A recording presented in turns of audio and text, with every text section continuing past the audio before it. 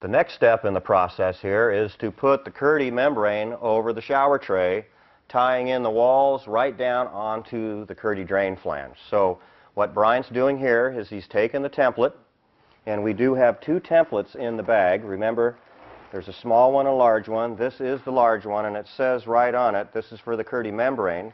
He's felt for the depression that's in there in the center of that drain. There's one spot there that we want to expose and leave there for when we put the drain grate assembly in, and this is the template that's going to give us that sizing. So you ready to cut this thing, Brian? Yep. All right. It was laid dry in there to begin with so that we could go ahead and pull it out and cut it out here on the floor or some other cutting surface so that we didn't have a potential of damaging the Kerdi drain flange and the fleece on there. So we're going to go ahead and cut it out right here.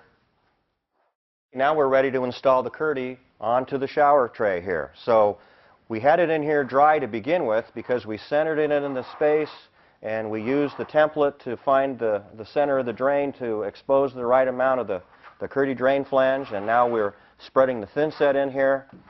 You can see that we've got Kerdi on the walls, the Kerdi band going from the wall down onto the floor, so that's ready to go. Now you will notice that this piece of Kerdi is going over the top of the Kerdi band. Now intuitively you may think you need a shingle lap here, but we don't need that shingle lap, do we, Bryant, to get this thing to be watertight? No, we can do it either way. Again, it's a preference thing, and I kind of like doing it this way myself. And you know, what we have here is the 5-inch Kerdi band on both sides and front to back, and we have 2.5 inches of return of that Kerdi band. So actually I have close to an inch of play.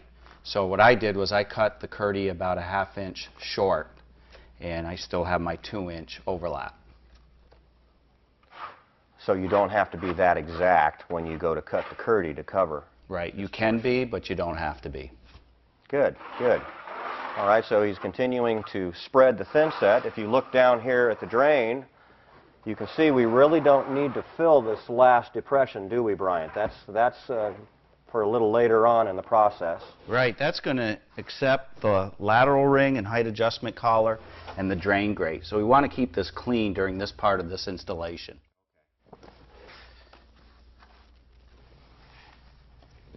There we go. Now that's just about balanced. You can see from down here we've got that last depression open and ready for the drain grate assembly. When we set tile, we're going to put that in. So for right now, we've got that in here. Yeah, you got a little gap around the edge, but it's well within the 1/2 inch tolerance that you were speaking about. So that looks ready to go. So now the process is, just like we did on the walls, is to make sure we firmly embed the Kerdi in the thin set, right? Yeah, and just like I did the walls, I like using the drywall broad knives, but you can certainly use a flat trowel.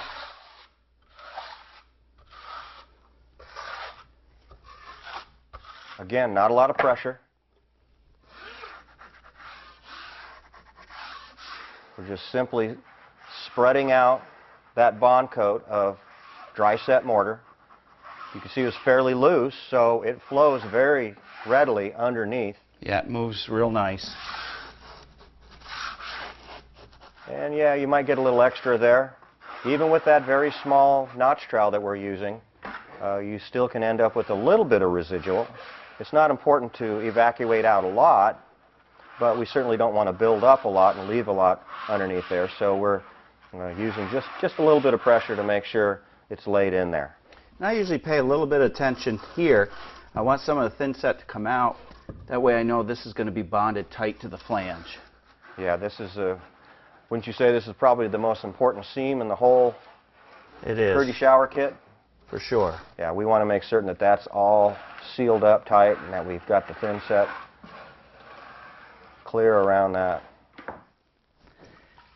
And I'll just take a sponge to this, just clean it up. It doesn't have to be perfectly clean, but we don't want a whole lot of extra residual thin set down in that You shelf. certainly don't want to leave a big pile of it there. There you go. There you go. How about around the edges here? Yeah, I'll just clean the edge. Just strike that out of there.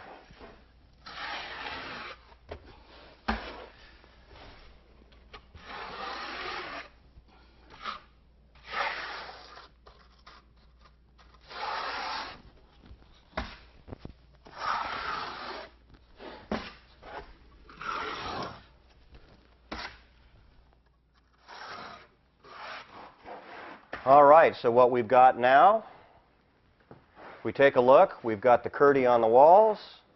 We've done a lap seam up here. We've done a butt seam here with a piece of the kirti band to tie it in together. We put kirti band on the inside vertical corner. Of course, if we had enough kirti to carry her into that corner and back out on the back wall, we wouldn't necessarily need that kirti band vertically. We could have treated that corner with a piece of the kirti. We've got the pipe seal up above there for the shower head. We've got our mixer valve seal, and we've tied that all in. The drain is in. The kirti is on there, tying it all together. Yep. The next thing we're going to do is wrap the kerbs.